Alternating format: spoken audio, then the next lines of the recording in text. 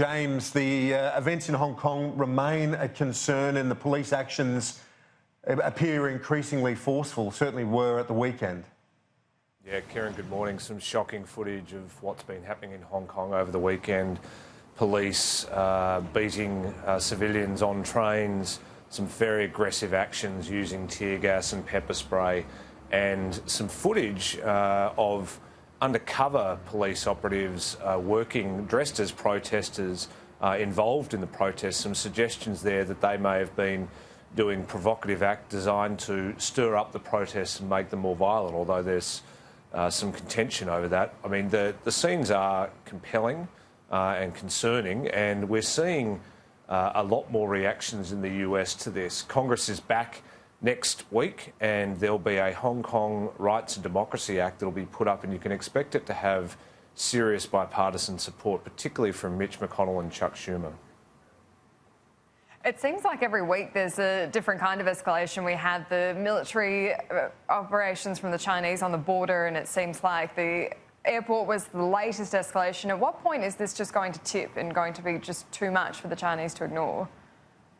Well, I think what the Chinese would be hoping is at the end of summer, the restarting of university classes, the sort of return to normality will take a lot of the energy out of the protests and drain some of the students away that have been the core of the protests. But I think that's pretty optimistic. I mean, there are 2 million people that have been protesting on the streets of Hong Kong. There have been 900 arrests, and the protests don't seem to be slowing at all. There will be a lot of pressure, I think, on the Chinese to act and to reduce these protests. That's why we're seeing this escalation at the tactical level. The real question I'm interested in is, what does the US do? We're starting to see more consensus on both sides of the aisle around protecting human rights in Hong Kong. We know that there's a consensus around pushing back on China on trade. At what point does that move into the human rights realm, and do we start seeing a much more aggressive and potentially ideological line of argument from the US Congress and from the President himself? Well, something parallel to that, James, that we've seen emerge via Axios overnight, a suggestion that the Trump administration is discussing selling more advanced weaponry to Taiwan, for example.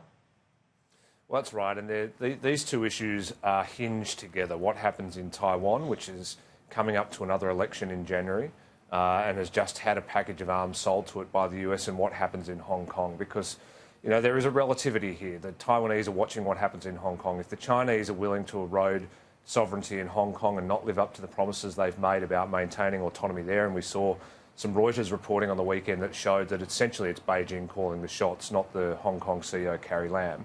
If they're willing to do that in Hong Kong, what might they do in Taiwan? And we should be asking, is China prepared to forcibly take Taiwan? And certainly, if that sounds alarmist, certainly that's something that US intelligence and national security officials have been discussing for weeks now. There's been multiple sources confirming that they are considering what China might do on Taiwan. And so it's reasonable for US lawmakers to be asking whether they should be supporting democracy in Taiwan and supporting the various officials there. And we've seen the National Security Advisor, John Bolton, meet with some Taiwan officials very recently, which is an unusual step. That really would be an extraordinary escalation. Do you think there is a chance that Trump could just turn around and decide that he doesn't want to work with China at all anymore?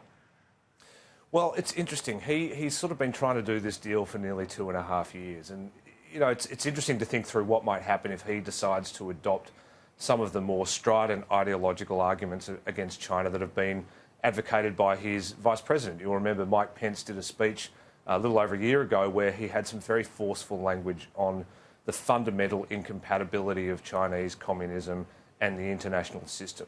It's not out of the question that the president might do that. He's done these sorts of pivots on foreign policy before. You'll remember in 2017 he wasn't going to go anywhere near Syria, and then over a couple of days, reportedly advised by his family members, he decided to launch 59 Tomahawk missiles into that country. So I think it'd be very interesting to know what Jared Kushner thinks about the situation in Hong Kong. Very interesting to know what Ivanka Trump thinks about the situation in Hong Kong. And there is that possibility that we might see the president choose to make this more of an ideological confrontation if he thinks there's no possibility of a deal on the table with President Xi Jinping. And so that'd be adopting more of the Reagan approach, I guess, in terms of the former Soviet Union. Well, we've seen him talk about his respect for Reagan before. We've seen him sort of like to position himself as a strongman, and we've seen him, potentially, this is an issue that is going to be much more significant in the next election than it was in the last US election. You're seeing more of the candidates talking about China.